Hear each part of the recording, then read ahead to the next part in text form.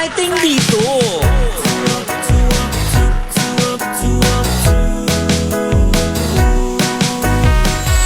Umaga pa lang, mapapangiti ka kapag XFM na ang kasama. Ang iyong gabay sa araw-araw, kaya saan ka pa? Dito ka na sa nangunguna, radyo na pinakamasaya. Katropa mo forever. XFM makes life better. Kami ang katropa mo, exciting dito. Saan man sulok ka ng mundo, araw-araw maaasahan mo. XFM makes life better. Katropa mo, katropa ko, katropa ng lahat, katropa ng bawat Pilipino. Katropa mo, katropa ko, katropa ng lahat, katropa ng bawat Pilipino. Up to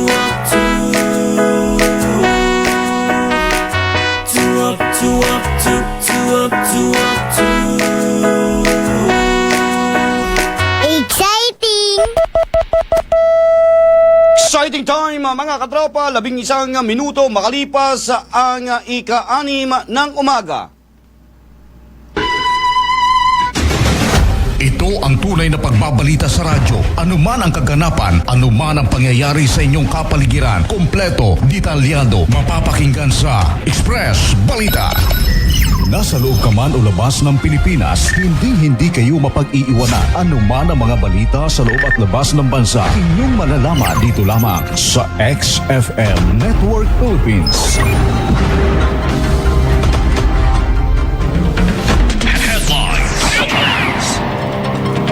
Sa ulo po ng ating pong mga balita, Mayor Danao nananawagan ng investigasyon sa COMELEC sa umano'y flying voters sa Nara. Kung sino po itong mga taong ito, nirerehistro lang ito para pagdating ng eleksyon, meron silang botante. Galing, no? Mambabata sa Palawan, ikinatuwa ang bagong natuklasang supply ng natural na gas sa lalawigan. Ang magandang balita naman yung inanunsyo ni Pangulong Marcos tungkol doon sa discovery ng bagong mga source ng natural gas. Mahigit naman sa 5 milyong pisong access road at drainage project sinimulan na sa Barangay Lungsod sa munisipyo ng Cuyo at nilinaw na hindi ito kasama sa anumalyang flood control project. So far po yung nakakonect sa ating drainage system is ang municipal building at yung wet market. Sa balitang regional, tendera binaril habang naka-livestream sa Taytay, Rizal.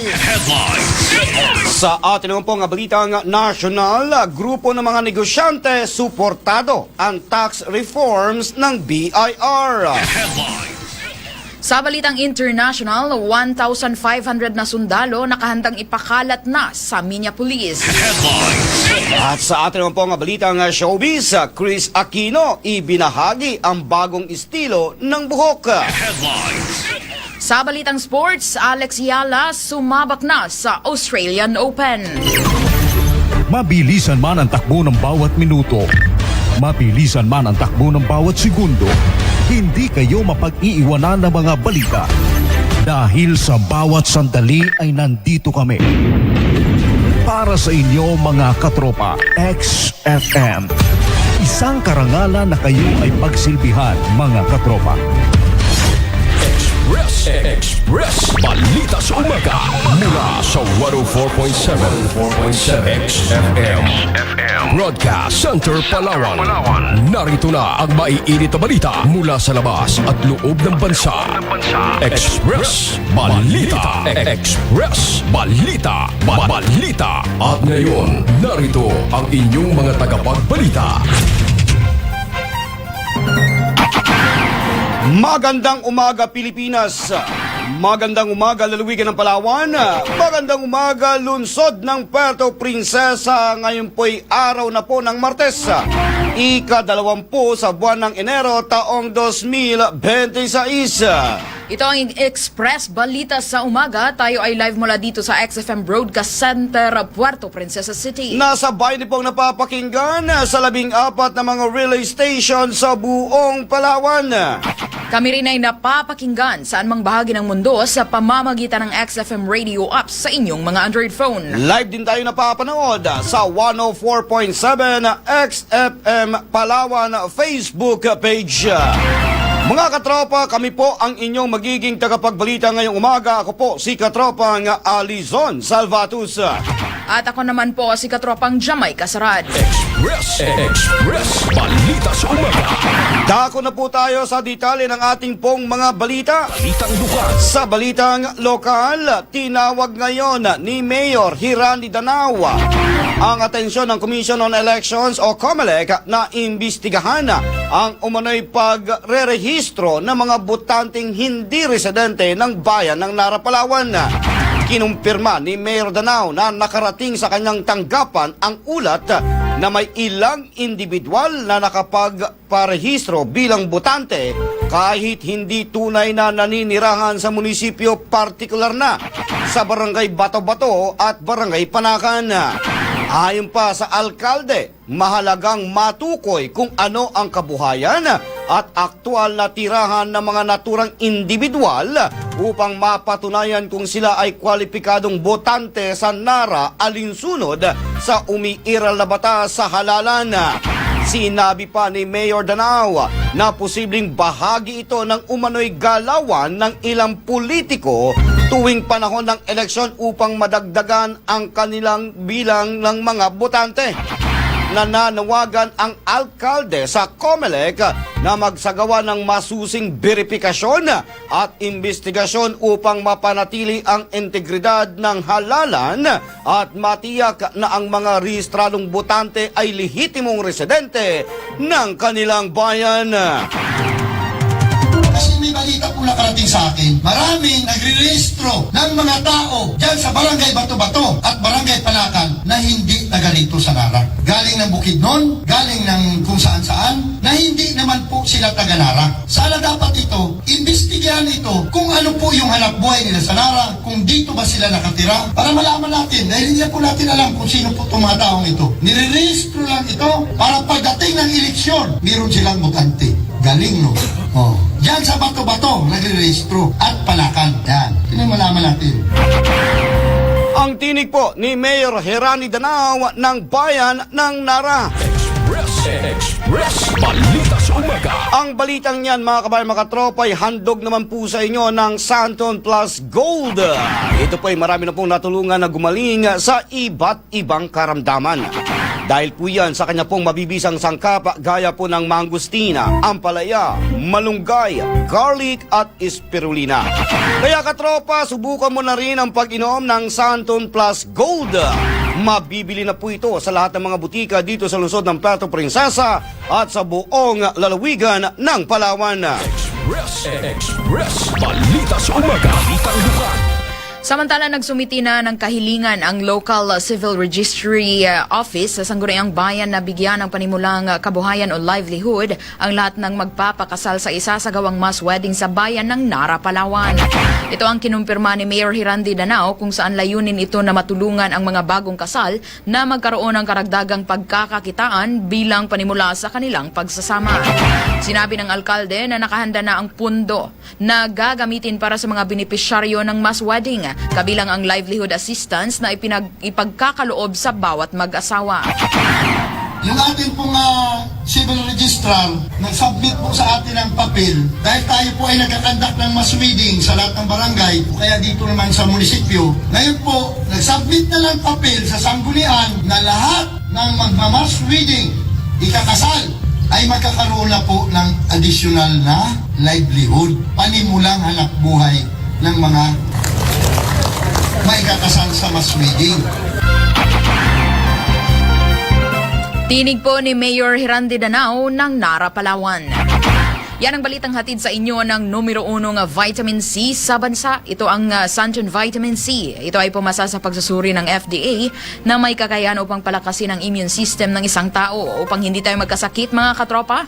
Mag Sunshine Vitamin C na. Ito ay mabibili sa lahat ng butika sa Puerto Princesa at buong lalawigan ng Palawan. Express. Balita sa balitang lugar. Karagdagang balitang lokal pa rin po mga kabayan mga katropa, sinimulan na po ang Local Access Road at Wet Market Drainage System Project sa Barangay Lungsod sa munisipyo ng Cuyo, Palawan na may pondong mahigit 5 milyong piso. Mula po yan sa lokal na pamahalaan. Ito ay upang magkaroon din ng konkretong daanan patungo sa bagong palengke upang maiwasan ang baha at putik. Ayon po yan kay Engineer Almina Gange, hindi magbabara ang drainage kahit wala pang direktang lusutan patungong dagat basta't walang basurang itatapon. May sarili din mo nitong septic tank ang palengke at tubig ulan lamang ang dadaloy sa drainage system. Nilinaw nito na hindi ito kasama sa anumalyang flood control project. Hinimok ang publiko na makiisa sa pagpapanatili ng maayos na daluyan ng tubig. Matatandaan, isinagawa ang groundbreaking noong pong Disyembre 18 nakalipas sa taong 2025 at target na itong matapos sa darating na buwan ng Abril 17, 2026. Sa kasalukuyan, nasa 10 hanggang 15% pa lamang ang natatapos sa naturang proyekto na itinuturing na nasa tamang panahon para rin sa construction. So far po yung nakakonect sa ating drainage system is ang municipal building at yung wet market. Ito po ay existing building na for almost 2 to 3 years. So wala po tayong na-observe na flooding. However, itong malaking drainage po natin, yung major, is in preparation din po sa mga further development ng ating munisipyo dahil ang municipal complex po ay target nating gawin na center of government transactions and business sectors din po. So hindi lang po siya catering the wet market or at municipal building, ito po ay for overall. Yan po ang tinig ni Municipal Engineer Almina Gange ng Cuyo, Palawan. Express. Balita sa umaga. At ang balitang yan mga kabayan mga katropa ay handog naman po sa inyo ng Vision X Plus. May kakayahan po ito upang maipanumbalik sa maayos na paningin ang ating pong mga mata. Mayroon po itong sangkap na lutein, beta-carotene, vitamin E at zeaxanthin. At ito ay aprobado po ng FDA. Ang Vision X Plus ay mabibili na po sa lahat ng mga butika dito sa lungsod ng Puerto Princesa at sa buong lalawigan ng Palawan. Express. Balita sa umaga. Balitang lugar. Samantala, may bagong natuklasang supply ng natural gas 5 kilometro sa silangan ng Malampaya Field sa karagatan ng Palawan. Ito ang inanunsyo ni Pangulong Ferdinand Marcos Jr. kung saan may bagong reservoir na tinawag na Malampaya East 1 na tinatayang may 98 bilyong cubic feet ng gas. Tinawag itong unang malaking gas discovery sa loob ng mahigit 1 dekada. Ayon sa Pangulo, katumbas ito ng humigit kumulang 14 bilyong kilowatt-hour ng kuryente na sapat para sa 5.7 milyong kabahayan, 9,500 establishmento, 200,000 paaralan sa loob ng 1 taon. Samantala, ang Malampaya Consortium na pinamunuan ng Prime Energy ni negosyanteng Enrique Razon Jr. ay gumastos ng tinatayang $893 million para sa Malampaya Phase 4 drilling campaign. Kasama sa proyekto ang pagbabarina ng 2 bagong deepwater wells at 1 exploration field. Pinagmamalaki rin natin na Pilipino ang nanguna sa drilling na ito. Higit sa lahat, natapos nila ito na walang aksidente o environmental incident. MAE-1 is the first milestone under the Malampaya Phase 4 drilling campaign, which also includes the Camago 2 and the Bagong Pag-asa wells. The next steps are the completion and testing of the Camago 3, followed by the drilling of the Pag-asa exploration well to pursue more potential gas resources. Tinig po ni Pangulong Ferdinand Marcos Jr. Samantala kaugnay nito, ikinatuwa ng mga mambabatas sa Palawan ang bagong natuklasang supply ng natural na gas sa karagatan ng lalawigan, 5 kilometro sa silangan ng Malampaya Gas Field. Ayon kay Board Member Ryan Maminta, Chairman ng Committee on Energy ng Sangguniang Panlalawigan, mahalaga ang naturang diskubre dahil paubos na ang supply ng gas sa Malampaya at makatutulong ito sa patuloy na supply ng enerhiya sa ating bansa. Umaasa ang mga Palawenyo na makikinabang ang Palawan, lalo na kung direktang makukonekta ang lalawigan sa national main grid na nagsusupply ng kuryente sa Luzon at Mindanao. Ang magandang balita naman yung inanunsyo ni Pangulong Marcos tungkol doon sa discovery ng bagong mga source ng natural gas 5 kilometers away from the current Malampaya drilling o exploitation ng natural gas resources. At kung hindi ako magkakamali ay billions of cubic feet yung nilalaman nung resource na yan.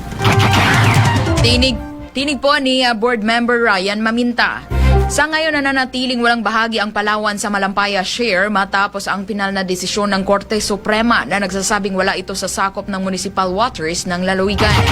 Kinumpirma ni Board Member Maminta na nitong buwan ng Disyembre bago matapos ang taong 2025, nagpasa ng House Bill 5571 sina Congressman Jose Chavez Alvarez at Congressman Acosta Jr. ng panukalang batas na naglalayong magtatag ng revenue sharing scheme para sa mga offshore energy project kahit wala sa municipal waters.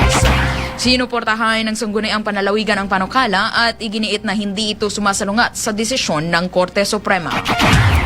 So dito sa House Bill na ito ay ipinapaliwanag at hindi sa lahat itinakda yung tinatawag na allocation of shares. Kikitain dyan kahit na nasa offshore siya o wala siya doon sa tinatawag na municipal waters. Opo.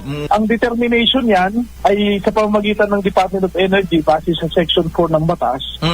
Ang pagbibigay ng bigat doon sa probinsya, munisipalidad o barangay na magkakaroon ng share ay yung tinatawag na geographic proximity. Tinig pong muli ni Board Member Ryan Maminta. Express Balita sa Umaga. Samantala mga kabayan, mga katropa, oras po natin, alas 6:27 na po ng umaga. Mga karagdagang balitang lokal pa rin mula naman sa ating pong mga field reporters. Itinuturing na street-level individual, timbog sa bypass operation sa bayan naman ng Magsaysay, Palawan. Katropa natin sa balita, Belia Mucha. Live report. Timbog sa bypass operation ng mga otoridad ang itinuturing na street-level individual sa talaan ng pulisya sa Barangay Rizal, Magsaysay, Palawan nitong Enero 18, 2026. Kinilala ang suspect na si alias Bell, 35 taong gulang, laborer at residente ng Barangay Rizal, Magsaysay, Palawan. Sa ulat ng pulisya, nabilhan ang suspect ng tinatayang 0.82 gramo ng pinaniniwalaang droga sa nagpanggap na pusher buyer na naghahalaga ng 2,000 pesos. Nakuha rin sa pag-iingat ng suspect ang 2 heat-sealed transparent sachet ng pinaghihinalang droga na may tinatayang bigat na 0.61 at 0.57 gramo. Sa kabuuan, umabot ng 2.0 gramo ang nakuha mula sa suspect na may street value na 13,600 pesos. Naharap sa kasong paglabag ng RA 9165 o ang Comprehensive Dangerous Drugs Act of 2002 ang suspect na nasa kustodiya na sa kasalukuyan ng Magsaysay Municipal Police Station para sa tamang disposisyon. At yan ang balita atin sa inyo ng Sandro Plus Coffee Mix na kapag kape ka na, ginagamot ka pa. Mabibili ito sa lahat ng mga butika nationwide. Para sa nagkakaisang Pilipino sa Pilipinas, mula rito sa 91.5 XFM El Nido, Belia Mucha, XFM News. Express Balita sa Umaga. Balitang lugar. Samantala ilang individual sa Nara, Palawan sugatan matapos maaksidente ang sinasakyang tricycle. Katropa natin sa balita, Ray Ilgaran. Live report. halos sirap pagkatayo ang isang babae habang sugat at gas-gas naman sa iba pang pasahero ang tinamo matapos kasing mahulog at maaksidente ang sinasakyan tricycle sa gilid ng kalsada sa Barangay Princess Urduhan, Nara, Palawan, Enero 19, 2026, pasado alas 10:45 ng umaga, na kung saan ayon sa mga nakasaksi at base na rin sa salaysay ng tricycle driver, galing umano ang mga ito sa abo-abo na sanay may pupuntahang okasyon, subalit pagdating ito sa pinangyarihan ay may malaking baturaw sa gitna ng kalsada kung kaya't iniwasan ito ng driver, subalit dahil sa punuan ng tricycle nito ay hindi na nakabig pabalik ang manubela hanggang sa nahulog sa gilid ng kalsada. Samantala, agad naman din nila ang mga sugatang pasahero sa paggamutan at nilapatan ng kaukulang medikasyon. Yan ang balita natin sa inyo ng isang masarap na kape. Hindi lang basta kape dahil ito merong mga sangkap na magkakatulong sa pagpapalakas ng ating katawan. Ito ay ang Santong Plus Coffee Mix na kapag kape ka na, ginagamot ka pa. Mabibili ito sa lahat ng mga butika malapit sa inyong mga lugar nationwide para sa kakaisang Pilipino sa Pilipinas. Mula rito sa 93.6 Quezon, Palawan, Real Garan ang FM News. Express Balita sa Umaga. Samantala, alagang baka naman ng isang residente sa barangay Kanipaan sa bayan ng Rizal, Palawan, tinaga sa paa. May-ari ng lumaw. Katropa natin sa balita, Dennis Chua. Live report. Masama ang loob ng isang residenteng naninirahan sa Sitio Bulacan at Barangay Kanipaan sa bayan ng Rizal matapos umanong tagain sa paang kanilang alagang baka kahapon January 19, 2026. Ayon sa binahaging impormasyon nito sa news team, sabay-sabay umanong nakabitaw ang kanilang tatlong alagang hayop hapon nitong araw ng Lunes at nang makita nila ang isa sa kanilang mga alaga ay may taga ito sa unahang kaliwang paa. Halos sumaylay umano ang paa nito dahil na rin sa may kalaliman ng sugata. Base na rin sa kanilang posibleng pinakawala ng kanilang alaga. Dahil na rin sa sabay-sabay itong nakawala sa parehong oras, kung sakali naman umanong nakaperwisyo ang kanilang alaga, ay dapat italin na lamang ito at babayaran na lamang nila ang danyos provisyong nagawa ng kanilang alagang hayop. Samantala, hindi naman tukoy kung sino ang gumawa nito sa kanilang alagang baka. Ayan ang balita hatid sa inyo ng Santon Soap. May kakayahang paputiin ang inyong mga balata. Ito ay dahil sa mga taglay nitong sangkap Santon Soap. Mabibili ito sa lahat ng butika, malapit sa inyong mga lugar, nationwide. Para sa nagkakaisang Pilipino sa Pilipinas, mula sa 103.5 Rizal, Palawan, Dennis Chua, XFM News. Express Balita sa Umaga. Samantala, Councilor Damasco nananawagan na imbestigahan ang poultry farm sa Barangay Bakungan na nakakaperwisyo sa mga residente dahil sa dami ng langaw. Katropa natin sa balita, Girly Cadasio. Live report. Nananawagan si Konsehal Elgin Damasco na sana'y maimbestigahan ang poultry farm sa Barangay Bakungan dahil sa lubos na nakakaperwisyo sa mga residente dahil sa dami ng langaw. Kinakailangan umano magkaroon ng randomly inspection sa lahat ng mga farm sa lungsod upang matiyak kung sumusunod ang mga ito sa batas ng sanitary office. Sa kabilang banda naman ay sumuporta naman ng mga konsehal sa manifestasyon ni Konsehal Damasco dahil nakakabahala ito para sa kalusugan ng mga residente, partikular na ang mga kabataan at senior citizens sa lugar. Samantala, nanawagan din ng ilang konsehal na isama sa pag-iimbestiga ang Committee on Health, Environment at Committee on Agriculture para sa nasabing usapin. Yan ang balitang atin sa inyo na isang masarap na kape, hindi labas sa kape dahil ito ay merong mga sangkap na makakatulong sa pagpapalagas ng ating katawan. Ito ang Santon Plus Coffee Mix na kapag kape ka na, ginamot ka pa. Para sa nagkakasang Pilipino sa Pilipinas, mula rito sa XFM Puerto Princesa, Girly Cadasio, XFM News. Express Balita sa Umaga. Samantala mga kabayan, mga tropa, sa oras na alas 6:33 na po ng umaga, sa atin naman po ang balitang regional, wanted person binaril matapos umanong manaksak ng pulis sa Bukawi sa lalawigan ng Bulacan. Katropa natin sa balita, Bem Conde. Live report. Binaril ng pulis ang isang wanted person matapos umano nitong manaksak ng pulis habang isinisilbi ang warrant of arrest sa Bukawi, Bulacan madaling araw ng Enero 19. Kinilala ang suspect na si alias Jazz, 31 anyos, residente ng Northville 5, Barangay Batcha. Ayon sa pulisya, bandang alas 12 ng madaling araw nang isilbi ang warrant of arrest laban sa suspect kaugnay ng kasong pagnanakaw. Habang nilalagyan ng pusas ang suspect, bigla umano nitong bumunot ng kutsilyo at sinaksak ang isang pulis sa kaliwang pisngi. Napilitan ng pulis na ipagtanggol ang sarili at barilin ng suspect na tinamaan sa kanang balikat. Dinala sa ospital ang sugatang pulis at ang suspect habang nakumpiska sa lugar ang kutsilyo at basyo ng bala. Samantala, patuloy ang ginagawang investigasyon ng pulisya. Yan ang balitang hatid sa inyo ng bagong produktong kape ng Yes to Health and Santon Gold Coffee Mix with glutathione and collagen na kapag kape ka na, gumanda ka pa. Para sa nagkakaisang Pilipino sa Pilipinas mula sa 104.7 XFM Puerto Princesa City. Dem Paredes Conde, XFM News. Express. Balita sa umaga. Balitang regional.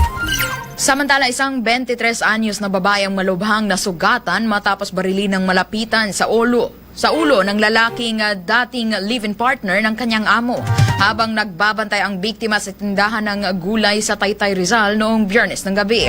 Patuloy pang ginagamot sa Pasig Center General Hospital ang biktimang si alias Paloma, may live-in partner residente ng Lopang Arenda.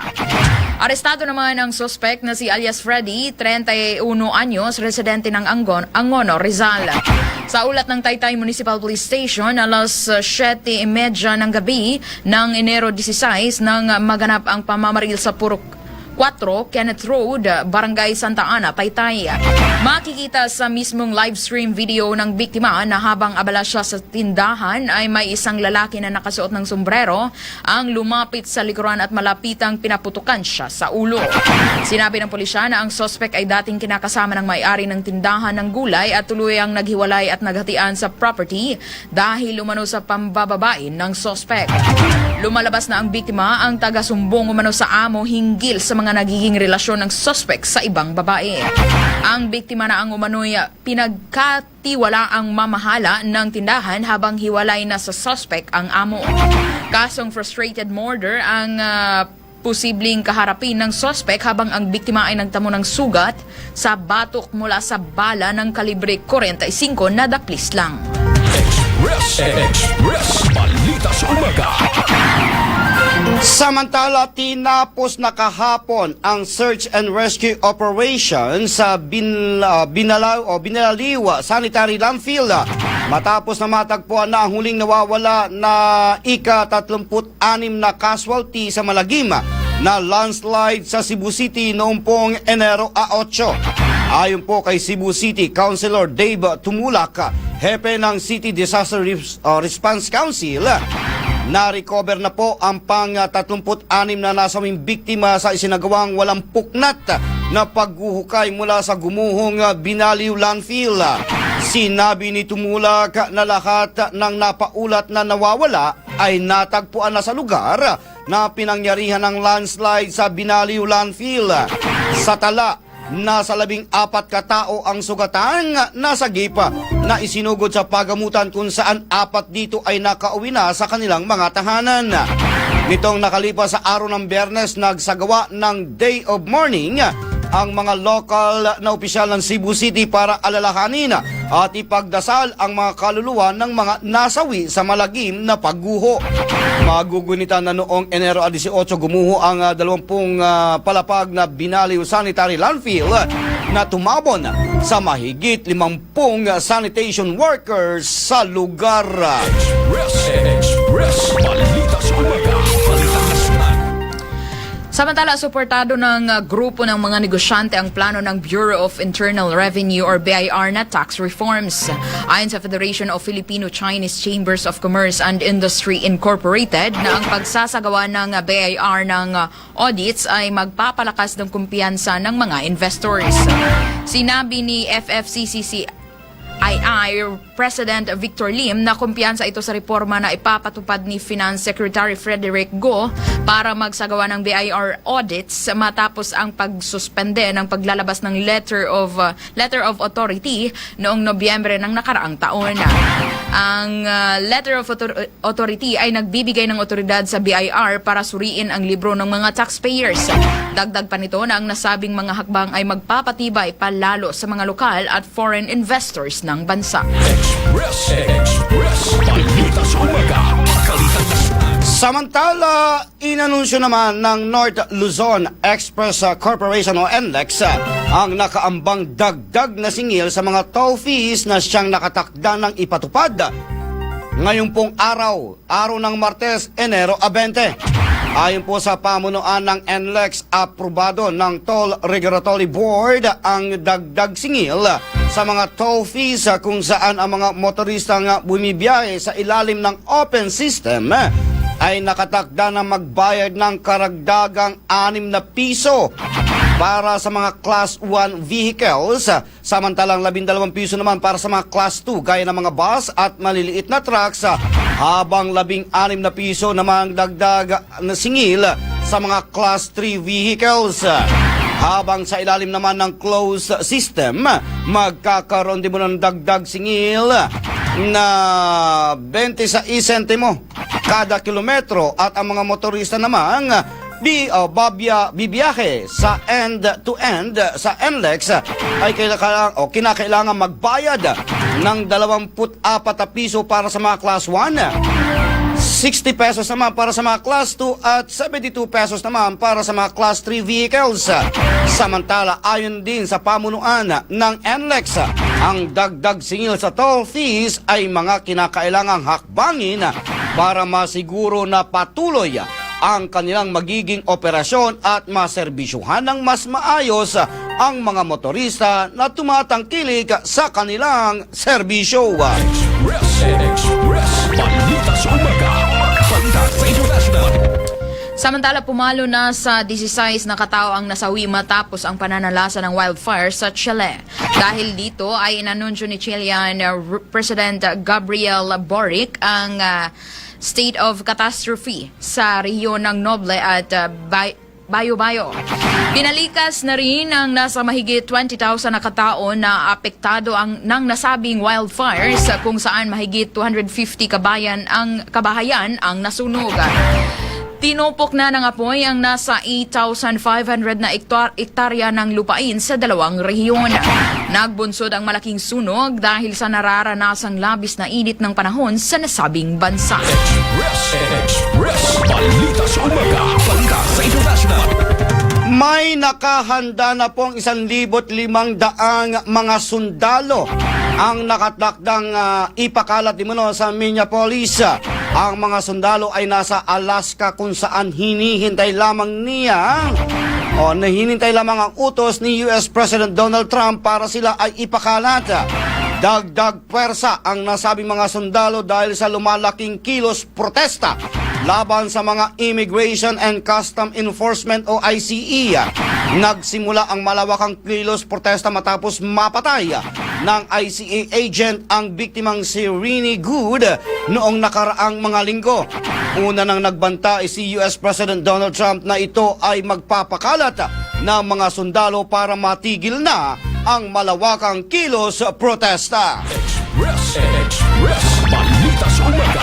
Samantala mga kabayan, mga katropa, 42 minutos makalipas na po ang alas 6 ng umaga. XFM Weather Update. Dakuin muna natin ang magiging taya naman ng panahon ngayon pong araw ng Martes. Mula sa DOST Pag-asa, makakasama natin si Ma'am Chanel Dominguez. Magandang umaga po sa ating lahat. Update po muna tayo dito sa binabantayan nating bagyong si Ada mula sa nilabas nating Tropical Cyclone Bulletin kaninang 5 a.m.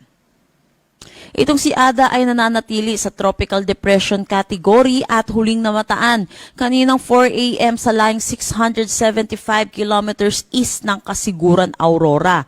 May taglay na lakas na hangin na 55 kilometers per hour at pagbugso na umaabot ng 70 kilometers per hour. Ito'y kumikilos eastward sa bilis na 20 kilometers per hour. May kita natin dito sa ating satellite imagery, wala na masyadong kaulapan itong dalatong si Ada, kaya hindi na rin tayo nakakakita ng mga pag-ulan dulot nitong si Bagyong Ada sa inuwang parte ng ating bansa. Sa ngayon, umiira lang northeast monsoon dito sa may northern Luzon. Dulot nito, makakaranas ng maulap na papawirin na may mahihinang pag-ulan dito sa may Cagayan Valley at Cordillera Administrative Region. Para naman sa Ilocos Region at Central Luzon, makakaranas naman sila ng bahagya hanggang sa maulap na papawirin na may mga isolated light rains. At para sa Metro Manila at nalalabing bahagi ng ating bansa, posible tayong makaranas ng init at alinsangan, lalo na sa tanghali hanggang hapon na may mga tsansa po ng isolated rain showers at mga localized thunderstorm lalo na po sa hapon at sa gabi.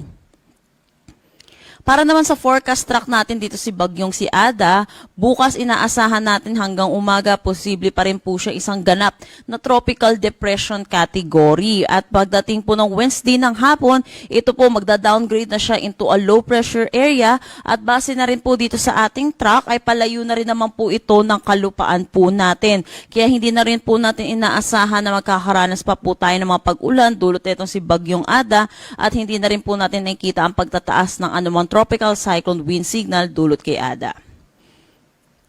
Sa ngayon, dahil sa bugso netong northeast monsoon, makakaranas ng strong to gale force na hangin dito ngayong araw sa Batanes, Babuyan Islands, northern at eastern mainland ng Cagayan, eastern Isabela, Ilocos Norte, Ilocos Sur, Abra, Aurora, Calabarzon, Oriental Mindoro, Occidental Mindoro, Romblon, Marinduque, Bicol Region, northern Samar, eastern Samar at Dinagat Islands. At dahil nga po yung sinabi ko kanina, may bugso po tayong northeast monsoon na inaasahan, kaya may kita din po natin may mga areas na po tayong makakaranas lalo na po dito sa may Mindanao ng malalakas na hangin dulot po ng northeast monsoon sa mga susunod na araw. At dahil po dito sa surge po ng northeast monsoon, meron na tayong nakataas na gale warning dito sa may Batanes at Babuyan Islands. Pinapaalalahanan po natin mga kababayan po natin mangingisda at may mga sasakyan maliit pandagat, delikado po muna pumalaot dito at inaasahan po natin madadagdagan pa po yung areas natin na under ng gale warning habang meron po tayong surge ng northeast monsoon. At yan po muna ang latest nating update dito sa Bagyong si Ada. Next update po natin ay mamayang 11 a.m. Para sa karagdagang impormasyon, bisitahin ang aming mga social media pages at ang aming website pag-asa.dost.gov.ph. At yan po muna ang latest dito sa Pag-asa Weather Forecasting Center. Chanel Dominguez po, magandang umaga.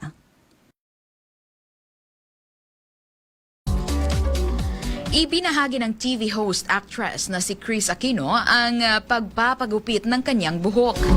Sa social media account ng kaibigan nitong stylist na si Jonathan Velasco ay makikitang bago ang estilo ng buhok ni Chris habang nasa pagamutan.